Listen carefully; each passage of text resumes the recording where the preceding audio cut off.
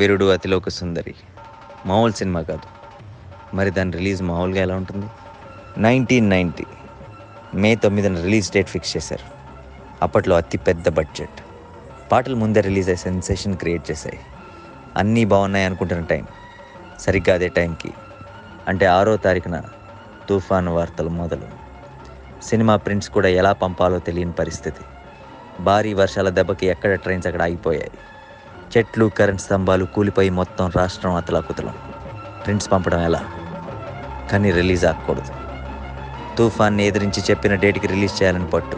థియేటర్స్లో కూడా మోకాల్లోతు నీళ్ళు, చివరికి ప్రొజెక్టర్ రూమ్లో కూడా నీళ్ళే. అలాగే పాపం అక్కడక్కడ మార్నింగ్ షోలు పడ్డాయి. అన్ని అంచనాలున్న అంత భారీ సినిమా కళ్ళ ముందు భవిష్యత్ నీటి పాలైపోతుంది. చేసిన పబ్లిసిటీ అంతా వర్షాలకి మట్టి కొట్టుకుపోయింది. ఇక కూర్చొని బాధపడితే ప్రయోజనం లేదు. విజయవాడ వెళ్ళి జరగాల్సింది ప్లాన్ చేద్దామని అశ్విని దత్ గారు, రాఘవేంద్ర గారు విజయవాడ వెళ్ళారు. 11వ తారీఖున విజయవాడ వెళ్ళగానే ముందు రాఘవేంద్రరావు గారిని మనోరమ హోటల్లో దించి దత్ గారు తన ఇంటికి వెళ్ళారు. ఇంట్లో కరెంట్ లేదు.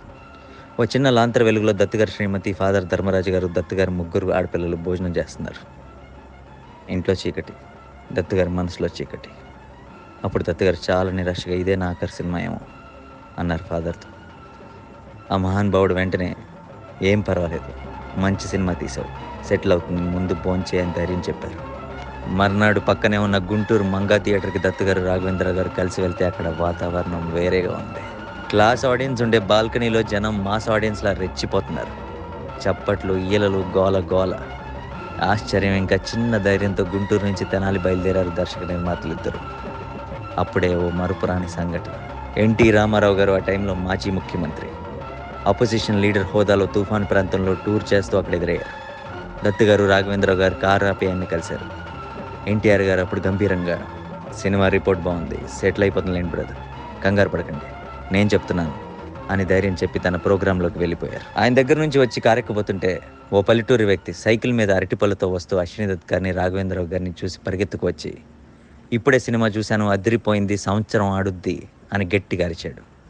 దత్ గారు, రాఘవేంద్రరావు గారు ఊపిరి పీల్చుకున్నారు. ఇంకా అక్కడి నుంచి సినిమా విజయ విహారం.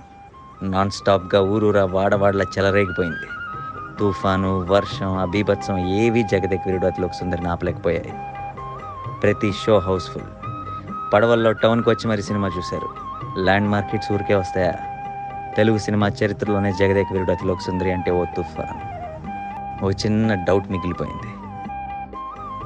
ఉంగరం ఏమైంది? ఉంగరాన్ని మింగిన చాప ఏమైంది? అపూర్వమైన గంధర్వ గానమేదో నా మదిలో మొదలుగుచున్నది.